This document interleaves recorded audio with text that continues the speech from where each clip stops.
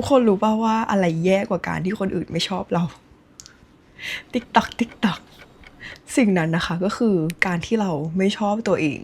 คือพิวอะรู้สึกว่าหลายๆครั้งอะเราอะใช้ชีวิตแบบที่เราไม่ชอบตัวเองโดยที่เราอะไม่รู้ตัวเราชอบมีเสียงในหัวว่าแบบเฮ้ยทำไมเราเป็นแบบนี้อะทำไมเราไม่เก่งเรื่องนี้เลยทำไมเราไม่เอาไหนเลยแต่พอเป็นคนอื่นปุ๊บเป็นเพื่อนสนิทเราปุ๊บถามว่าเราจะพูดแบบนี้กับเขาไหมเราไม่พูดค่ะเราปลอบใจเขาเนี่ยทุกคนเห็นยังว่าอันเนี้ยมันเป็นพฤติกรรมเล็กๆน้อยๆที่เราอะชอบทำกับตัวเองแล้วเราไม่รู้ตัวว่าเฮ้ยทำไมเราชอบทำแบบนี้แต่เนี่ยมันก็คือสัญญาณเล็กๆว่าเรากำลังไม่ชอบตัวเองอยู่หรือเปล่าเดี๋ยววันนี้นะคะก่อนที่เราจะเข้าเนื้อหาเนี่ยฟิวจะให้ทุกคนมาเช็คลิสต์กันก่อน5ข้อว่าเฮ้ยตอนนี้เรากำลังเกลียดตัวเองอยู่หรือเปล่าเรากำลังไม่ชอบตัวเองอยู่หรือเปล่าอย่างแรกเลยนะคะก็คือเรามี double standard คือเวลาคนอื่นทำพลาดเนี่ยเราจะปลอบใจเขาได้ดีมากแต่พอตัวเราทำพลาดเนี่ยคือเราซ้ำเติมตัวเองค่ะเราไม่ให้อภัยตัวเองเราโทษตัวเองอยู่อย่างนั้นอย่างที่สองนะคะคือเราปฏิเสธคำชมก็คือเวลาคนอื่นชมเราอะเราก็จะบอกว่าไม่จริงฟุกแบบอะไรก็แล้วแต่ที่ไม่ได้เป็นการยอมรับคำชมนั้นอะคือการยอมรับคำชมสำหรับพิวก็คือแค่แบบขอบคุณค่ะดีใจจังเลยแค่เนี้ยก็คือโอเคแล้วรับทราบแล้วอะไรเงี้ยก็คือยอมรับคำชมนั้นจริงๆคืออันเนี้ยมันเหมือนแบบเวลาที่มีคนอื่นมาชมเราอะเราจะปฏิเสธทันทีว่าแบบเฮ้ยไม่ใช่แบบนั้นคนอื่นเก่งกว่าฉันอีกซึ่งจริงๆแล้วอะอาจจะมองในอีกมุมนึงว่ามันคือการอ่อนน้อมถ่อมตนหรือใดๆก็แล้วแต่ในอีกมุมหนึ่งอะมันก็คือการที่เราอะปฏิเสธคำชมนั้นไปโดยสิ้นเชิงโดยที่จริงๆแล้วอะเราไม่จำเป็นต้องปฏิเสธคำชมนั้นอะนึกออกปะคือพี่รู้สึกว่าถ้าเกิดว่าเราทำอะไรได้ดีอะเราก็สมควรที่จะได้รับคำชมนั้นแบบจริงๆโดยที่ไม่ต้องพยายามทำตัวเป็นคนไม่น่าหมั่นไส้หรืออะไรอย่างนั้นอะคือเราแค่ขอบคุณคนที่เขาชมเราแค่นี้พี่รู้สึกว่าแบบมันก็ดีแล้วมันก็น่ารักมากๆแล้วอย่างที่3นะคะอันนี้หลายๆคนเป็น ก็คือรู้สึกผิดเวลาพักผ่อนคือพิวรู้สึกว่าอันเนี้ยตัวพิวเองรวมถึงคนรอบตัวพิวหลายๆคนอะคือเป็นแบบเป็นจริงๆที่ไม่กล้าให้ตัวเองพักผ่อนคือเหมือนเรารู้สึกว่าชีวิตเราอะมันจะมีคุณค่าก็ต่อเมื่อเราทำงานหนักมากหรือว่าตอนที่เรารู้สึกว่าเราเหนื่อยมากดังนั้นการที่เราอยู่เฉยๆไม่ทำอะไรเลยหรือว่าการนอนพักเนี่ยมันก็เลยทำให้เรารู้สึกผิดกับตัวเองรู้สึกไม่ค่อยดีกับตัวเองอย่างที่4นะคะชอบเปรียบเทียบตัวเองกับคนอื่นเวลาที่เราถ่ายฟีดโซเชียลอะไรอย่างเงี้ยเราจะรู้สึกว่าแบบโอ้โหชีวิตคนนู้นก็ดีชีวิตคนนี้ก็ดีแล้วเรากำลังทำอะไรอยู่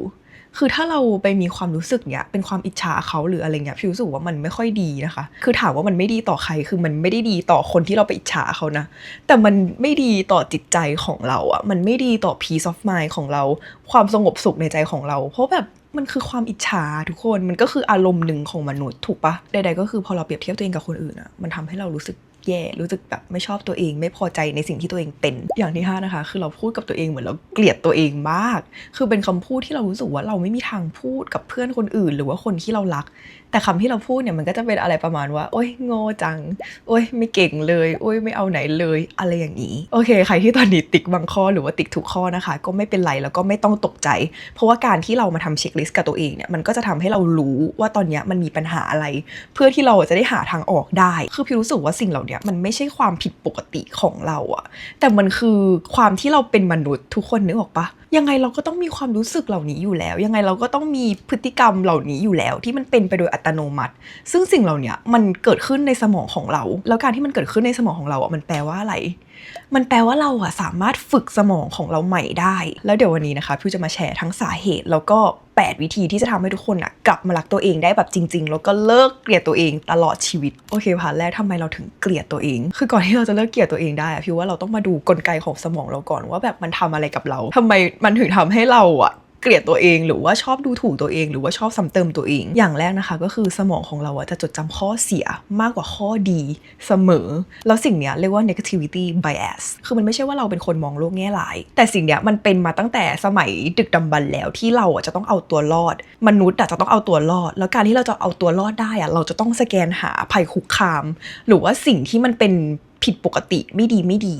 ตลอดเวลาสมองของเราอ่ะมันก็เลยถูกโปรแกรมมาให้เห็นความสำคัญของเรื่องลบๆมากกว่าเรื่องที่ดีทุกคนลองสังเกตดูง่ายๆวันนี้มีคนชมทุกคน10คนบอกว่าโอ้โหวันนี้คือแบบแต่งตัวดีมากแต่งตัวน่ารักมากเสร็จปุ๊บมีคนนึงเดินเข้ามาหาเราแล้วบอกเราว่าเฮ้ยวันนี้แต่งตัวอะไรอ่ะแปลกอ่ะ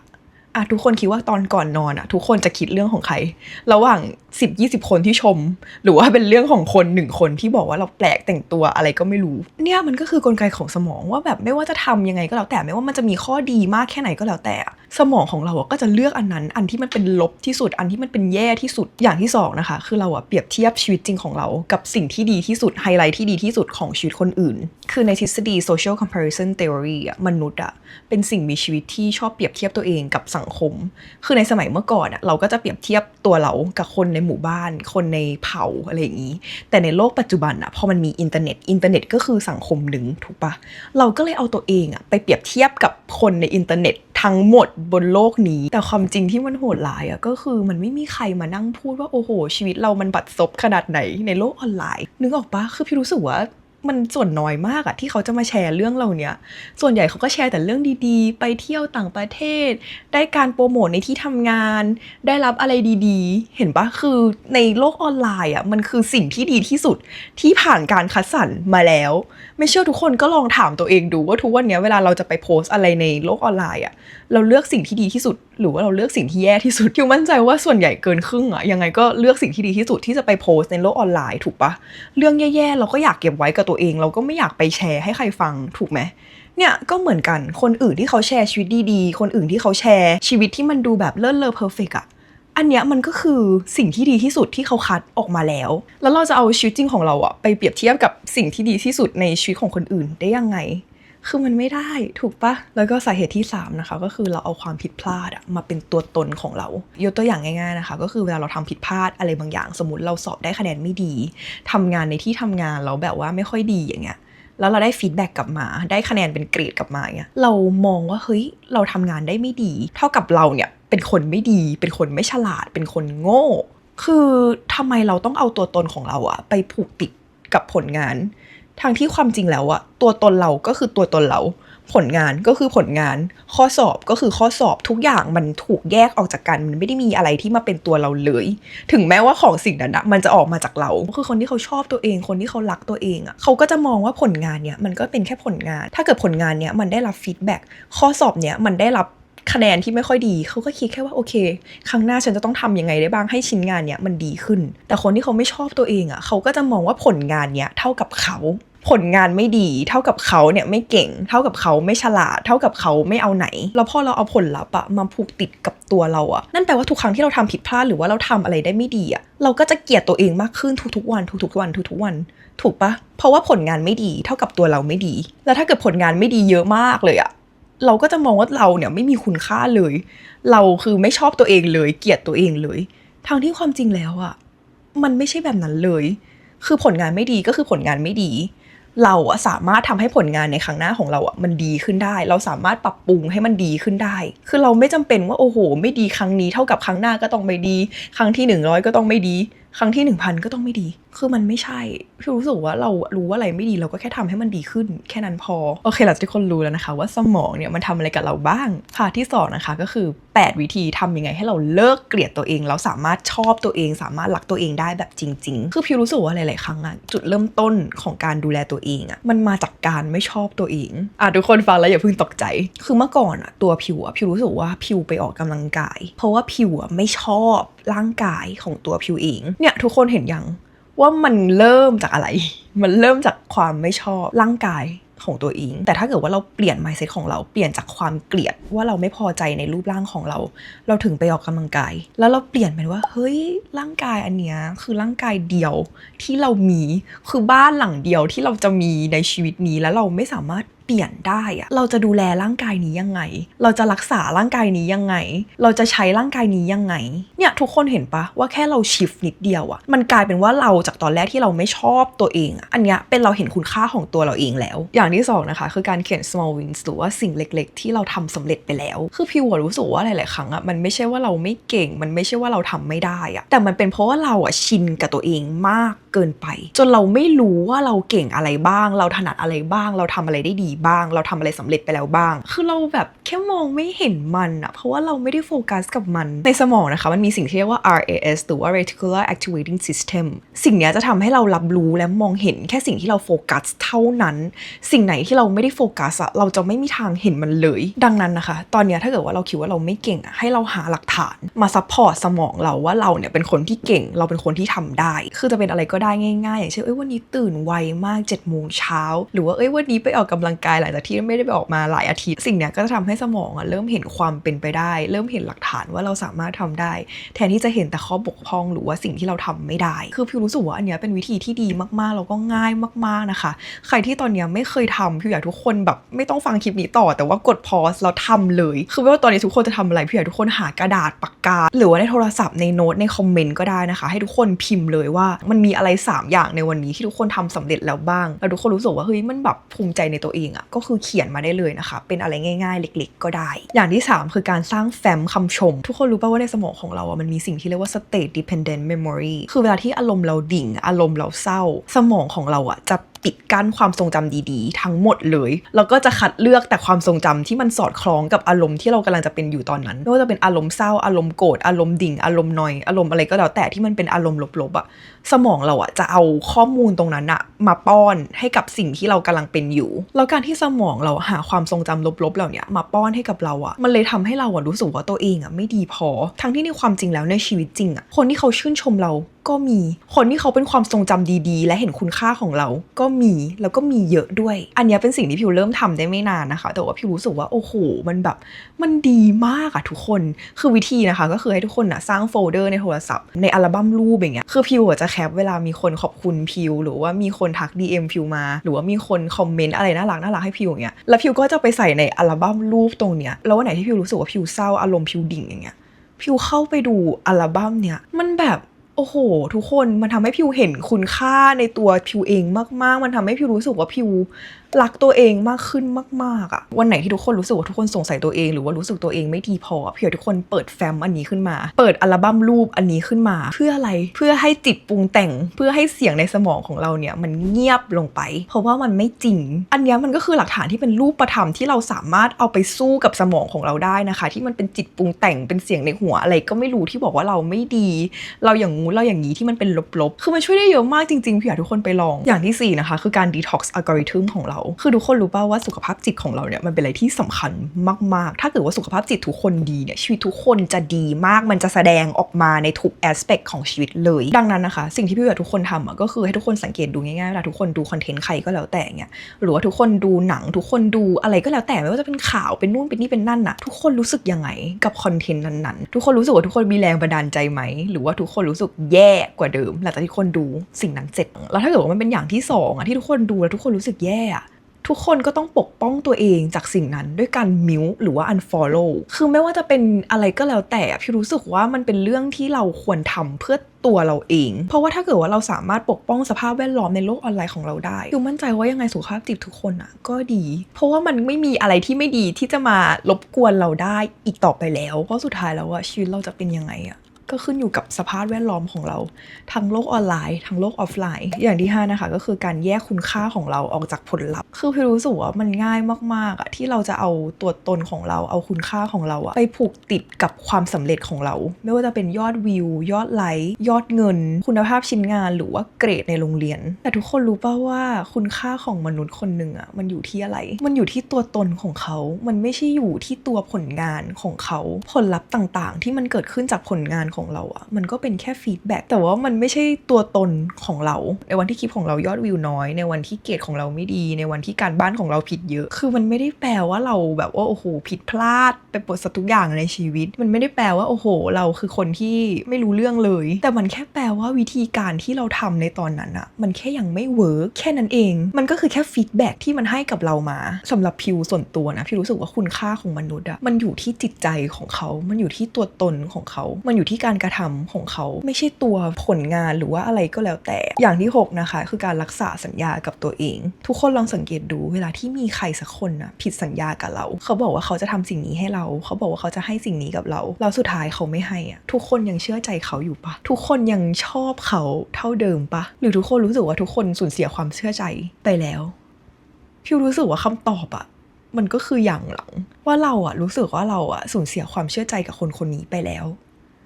แล้วทำไมเราถึงต้องทำให้ตัวเราเองอะสูญเสียความเชื่อใจในตัวเราเองด้วยคือถ้าเกิดวันนี้เราบอกกับตัวเองว่าเราจะโพสต์คลิปวิดีโอพิวก็อยากทุกคนโพสต์คลิปวิดีโอนั้นจริงๆถ้าเกิดว่าทุกคนบอกกับตัวเองว่าทุกคนจะอ่านหนังสือพิวก็อยากให้ทุกคนอ่านหนังสือจริงๆเพราะว่าถ้าเกิดว่าทุกคนไม่ทำอะสุดท้ายแล้วใครสูญเสียความเชื่อใจมันไม่ใช่พิวมันไม่ใช่คนอื่นแต่มันคือตัวเราเองที่สูญเสียความเชื่อใจที่เรามีให้กับตัวเราเองว่าคนคนนี้คือคนที่ไม่สามารถเชื่อใจได้คนคนนี้คือคนที่เราไม่สามารถไว้ใจได้เราทำไมเราต้องทำแบบนี้กับตัวเราเองด้วยอะในเมื่ออันเนี้ยมันเป็นสิ่งที่เราสามารถควบคุมได้เราสามารถรักษาสัญญาที่เราให้ไว้กับตัวเองได้เราทุกคนรู้ป่ะว่าทุกครั้งอะที่ทุกคนรักษาสัญญาที่ทุกคนให้ไว้กับตัวเองได้อะทุกคนจะเกิดเซลฟ์เอสตีมทุกคนจะเกิดความมั่นใจแล้วความรู้สึกที่มันจะตามมาก็คือความรู้สึกรักตัวเองข้อที่7นะคะก็คือเลิกรอให้คนอื่นอนุญาตคือมันมีหนังสือเล่มหนึ่งที่พิวชอบมากๆเล่มนั้นนะก็คือกล้าที่จะถูกเกลียดหรือว่าในภาษาอังกฤษอะชื่อว่า The Courage to be Disliked เขาบอกว่าความทุกข์ส่วนใหญ่ของมนุษย์อะเกิดจากการที่เราอะอยากจะให้คนอื่นยอมรับเราอยากจะให้คนอื่นมาชมว่าเราเก่งอยากจะให้คนอื่นมาชมว่าเราดีมาชมว่าเราสวยมาชมว่าเราอย่างงู้นอย่างนี้เราถึงจะกล้ามีความสุขแต่ในความจริงแล้วอะมันไม่มีใครบนโลกนี้ที่สามารถมาใช้ชีวิตแทนเราได้เราก็เลยไม่จำเป็นจะต้องไปรอคนอื่นให้เขาอนุญาตให้เรามีความสุขหรือว่าให้เขามาอนุญาตให้เราทำอะไรบางอย่างที่เรารู้ว่ามันจะมีความสุขต่อเรามีสิทธิ์ที่จะเห็นคุณค่าของตัวเองเรามีสิทธิ์ที่จะมีความสุขได้ด้วยตัวเองโดยที่เราไม่จำเป็นต้องรอให้คนอื่นอนุญาตให้เราสามารถมีความสุขในตัวเองหรือว่าเห็นคุณค่าในตัวเองเราทุกคนรู้ป่ะว่าเวลาที่เรารอให้คนอื่นมาชมเราว่าเก่งมาชมเราว่าดีอย่างงู้นอย่างนี้อะแต่ทุกคนรู้ป่ะว่าทุกคนกำลังลืมอะไรไปเรากำลังลืมว่าจริงๆแล้วอะเราไม่จำเป็นต้องรอให้คนอื่นมาชมเราแต่ว่าเราอะสามารถชมตัวเองได้ชมตัวเองได้เลยโดยที่ไม่จำเป็นต้องรออะแล้วพี่บอกเลยนะว่าคอนเซปต์เนี้ยมันแบบเปลี่ยนชีวิตพี่ไปแบบเยอะมากๆอ่ะคือพิวชอบหนังสือเล่มนี้มากๆนะคะใครที่ตอนนี้เป็น people pleaser อ่ะพิวอยากทุกคนไปลองอ่านเล่มนี้จริงๆเพราะพิวรู้สึกว่าพิวปลดล็อกอะไรหลายอย่างในชีวิตมากๆอ่ะอย่างที่8อย่างสุดท้ายนะคะก็คือเลิกเสพติดความสมบูรณ์แบบหรือว่าความเป็น perfectionist ทุกคนรู้ป่าวว่าพิวหาความรู้เกี่ยวกับเรื่องนี้เยอะมากๆเพราะพิวรู้สึกว่าตัวพิวเมื่อก่อนตอนที่พิวอยู่มหาลัยตอนที่พิวอยู่ม.ปลายอะไรเงี้ยคือพิวเสพติดความเป็น perfectionist มากอะคือทุกอย่างในชีวิตอะถ้าไม่ได้อันเนี้ยคือไม่เอาไม่ทำคือแบบอะไรก็ไม่รู้แล้วพี่รู้สึกว่าตอนนั้นอะพิวค่อนข้างที่จะไม่ชอบการกระทำนี้เพราะพี่รู้สึกว่ามันทำให้พิวทำอะไรช้ามากแล้วก็เหนื่อยมากๆแล้วพิวก็ไปเจอข้อความหนึ่งเขาบอกว่าการที่เราเป็น perfectionist อะมันไม่ใช่ว่าเราอะอยากจะเป็นคนที่ดีที่สุดแต่ว่ามันคือการที่เราอะกลัวที่จะถูกตัดสินโดยคนอื่นแล้วประโยคเนี้ยพิวแบบพิวตื่นอะพิวรู้สึกว่ามันจริงการที่เราพยายามทำอะไรให้ดีที่สุดอะมันเป็นเพราะว่าเรากลัวว่าคนอื่นจะมาบอกว่าสิ่งที่เราทำอะมันไม่ดีคือสำหรับพิวอะประโยคเนี้ยคือจริงมากๆแต่พิวไม่รู้ว่าสำหรับคนอื่นที่ตอนเนี้ยใครที่กำลังรู้สึกว่าตัวเองเป็น perfectionist นะคะทุกคนรู้สึกเหมือนพิวไหม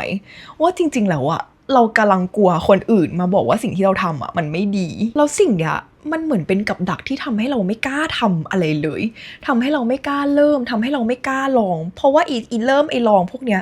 ยังไงมันก็ต้องผิดพลาดทุกคนนึกออกปะแล้วการที่เราเสพติดความที่มันเป็นดีที่สุดอะเราจะกล้าเริ่มได้ยังไงเราจะกล้าลองได้ยังไงเพราะว่าแบบเราพิจิตรได้อยู่แล้วเราคาดเดาได้อยู่แล้วว่าลองอะเข้ากับทำออกมาได้ไม่ดีแน่นอนถูกปะดังนั้นวิธีแก้คืออะไรรู้ปะคือเลิกที่จะเป็นคนที่สมบูรณ์แบบคือเลิกทำอะไรให้มันแบบดีที่สุดอะเรายอมรับว่า it's okay to be imperfect เพราะสุดท้ายแล้วสำหรับพิวอะความสมบูรณ์แบบที่สุดอะมันก็คือความไม่สมบูรณ์แบบคือพิวไม่รู้ว่ามีใครคิดเหมือนพิวไหมนะแต่ว่าพิวรู้สึกแบบนี้จริงๆเวลาที่พิวเห็นใครสักคนที่เขาแบบโอ้โหดูเพอร์เฟกต์มากอะแล้วเสร็จปุ๊บเขาทำอะไรแบบเปิ่นๆขึ้นมานิดนึงหรือว่าทำอะไรที่มันแบบเขาไม่น่าจะทำอะพิวรู้สึกว่าสิ่งเนี้ยมันเป็นเสน่ห์ของคนคนนั้นอะ มันเหมือนแบบเราเห็นคนคนนึงแบบโอ้โหดูแบบเก่งมากแต่เสร็จปุ๊บเขาทำพลาดอะไรเล็กๆน้อยๆอ่ะมันทำให้พี่รู้สึกว่าเฮ้ยคนคนเนี้ยเขาก็คือมนุษย์นึกออกปะเขาก็คือเป็นสิ่งมีชีวิตคนหนึ่งอะแล้วแบบ is okay มากๆที่จะเป็นคนที่มีข้อผิดพลาดบ้างอะแล้วพี่รู้สึกว่าความรู้สึกเนี้ยมันปลดล็อกทุกอย่างในใจพิวเลยอะแล้วทุกคนรู้ป่ะว่าพอพิวหายจากการที่พิวเป็น perfectionist ได้อะชีวิตพิวเปลี่ยนไปเยอะมากอะเพราะว่าพิวกล้าลองพิวกล้าทำพิวกล้าที่จะทำอะไรแล้วแบบล้มเหลวแล้วพิวก็ไปทำใหม่ได้ตลอดเวลาเพราะพิวรู้สึกว่าพิวไม่จำเป็นต้องเป็น10คะแนนเต็ม100คะแนนเต็มอีกต่อไปแล้วอะพิวรู้สึกว่าพิวเป็น50คะแนนจาก100ก็ได้พิวรู้สึกว่าพิวเป็น70คะแนนจาก100ก็ได้เก็ทปะแล้วแบบพอมันเป็นแบบนั้นไปแล้วอะมันทำให้ชีวิตเรามันเหมือนมีเส้นทางให้เดินเยอะมากๆเลยอะสำหรับพิวคนที่เขามีความสุขคนที่เขารักตัวเองอะก็คือเขาสามารถยอมรับทุกเวอร์ชันของตัวเองได้ไม่ว่าจะเป็นเวอร์ชันที่ดีและเวอร์ชันที่ไม่ดีของตัวเองก็ประมาณนี้นะคะทั้งหมด8ข้อคือพิวรู้สึกว่าความสัมพันธ์เดียวที่มันมั่นคงและมันยาวนานที่สุดในชีวิตของเราอะ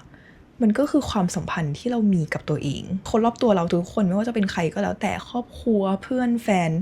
สุดท้ายแล้ววันหนึ่งอะทุกๆอย่างอะมันก็จะจางหายไปด้วยการเวลาวันหนึ่งก็อาจจะมีบางคนที่ไม่ได้อยู่ในชีวิตเราอีกต่อไปแล้วแต่ว่าเราอะก็คือเป็นคนที่อยู่กับเราตลอดเวลาตั้งแต่เกิดจนถึงปัจจุบันจนถึงในอนาคตอะแล้วทำไมเราต้องปล่อยให้คนคนนี้เขาเป็นศัตรูกับเราด้วยทำไมเราต้องปล่อยให้คนคนนี้เขาไม่ชอบเราด้วยคือเราไม่จำเป็นต้องรักตัวเองแบบโอ้โห100%ให้ได้ตั้งแต่วันนี้แต่พี่รู้สึกว่าคือแค่เราเริ่มจากการที่เราใจดีกับตัวเองมากขึ้นในแต่ละวันทีละนิดทีละนิดทีละนิดอะแค่เนี้ยพี่รู้สึกว่ามันก็คือสเต็ปเล็กๆในการที่เราจะรักตัวเองแล้วสุดท้ายแล้วอะพิวมั่นใจว่าคนที่มีความสุขที่สุดกับการที่เรารักตัวเราเองอะมันก็คือตัวเราโอเคก่อนจบคลิปนี้นะคะเหมือนเดิมกันบ้านของเราเพื่อให้คลิปนี้เนี่ยเกิดประโยชน์สูงสุดต่อตัวทุกคนข้อแรกนะคะก็คือให้ทุกคนเขียน small wins จริงๆพิวพูดไปแล้วแหละแต่ว่ามาย้ำกันอีกรอบนะคะว่าพิวอยากทุกคนเขียนจริงๆเพราะมันดีต่อตัวทุกคนมากๆก็คือให้ทุกคนเขียน small wins 3อย่างหรือว่าสิ่งเล็กๆที่ทุกคนทำสำเร็จในวันนี้นะคะจะเป็นอะไรก็ได้ตื่นเช้าไปออกกำลังกายทำงานเสร็จตรงเวลาอะไรก็ได้นะคะอย่างที่2อันนี้สนุกมากนะคะก็คือการทำแฟ้มคำชมอยากให้ทุกคนไปแคปคำขอบคุณหรือว่าคำชมหรือว่าข้อความอะไรก็แล้วแต่ที่ทุกคนรู้สึกว่ามันน่ารักหรือว่าผลงานอะไรก็แล้วแต่ที่ทุกคนทำแล้วทุกคนรู้สึกว่าทุกคนภูมิใจในตัวเองมากทุกคนรู้สึกว่าโหแบบผลงานเนี้ยคือดีมากรู้สึกชื่นชมตัวเองมากเนี่ยก็เอาสิ่งดีๆเหล่านี้ไปเป็นหลักฐานในแฟ้มอันนี้ของเรานะคะแล้ววันไหนที่เรารู้สึกไม่ดีรู้สึกนอยเนี่ยพี่อยากให้ทุกคนเข้าไปดูในอัลบั้มนี้เพื่อเป็นการตอกย้ำกับสมองของเรานะคะว่าฉันไม่ได้เป็นอย่างที่เสียงในหัวคิดแต่ว่าเนี่ยคือความจริงเนี่ยคือหลักฐานแล้วก็อย่างที่3อย่างสุดท้ายนะคะพี่อยากให้ทุกคนเขียนขอบคุณตัวเอง3อย่างว่ามีอะไรทุกคนอยากขอบคุณตัวเองบ้างไม่ว่าจะเป็นความตั้งใจในการอ่านหนังสือไม่ว่าจะเป็นความตั้งใจในการทำงานการออกกำลังกายอะไรก็แล้วแต่ที่ทุกคนรู้สึกว่าโอ้โหแบบขอบคุณตัวเองมากๆที่ทำสิ่งเนี้ยเพราะว่าบางทีเราไปขอบคุณคนอื่นเยอะมากจนเราลืมว่าแบบเฮ้ยเราก็ทำอะไรดีๆเพื่อตัวเองเยอะมากๆเหมือนกันก็ขอบคุณทุกคนนะคะที่ตั้งใจดูคลิปนี้กันมาถึงตรงนี้แล้วก็ตั้งใจทำแบบฝึกหัดมาตลอดพิวแบบดีใจมากเวลาที่ได้อ่านคอมเมนต์จากทุกๆคนนะคะใครอยากฟังเรื่องอะไรหรืออยากให้พิวมาแชร์เรื่องอะไรนะคะสามารถบอกพิวได้คือจริงๆตอนนี้พิวแอบอยากทำวล็อกมากๆใครมีไอเดียหรือว่าอยากดูวล็อกอะไรอยากให้พิวเล่าเรื่องอะไรอยากให้แชร์อะไรนะคะสามารถบอกพิวได้นะคะเดี๋ยวพิวมาทำคลิปให้ค่ะพิวมั่นใจว่าทุกๆคนที่ผ่านเข้ามาดูคลิปนี้นะคะสามารถรักตัวเองจริงๆได้สามารถเห็นคุณค่าตัวเองจริงๆได้แล้วก็สามารถมีความสุขกับชีวิตของตัวเองได้ในทุกๆวันและเดี๋ยวเราเจอกันในคลิปหน้าค่ะบ๊ายบาย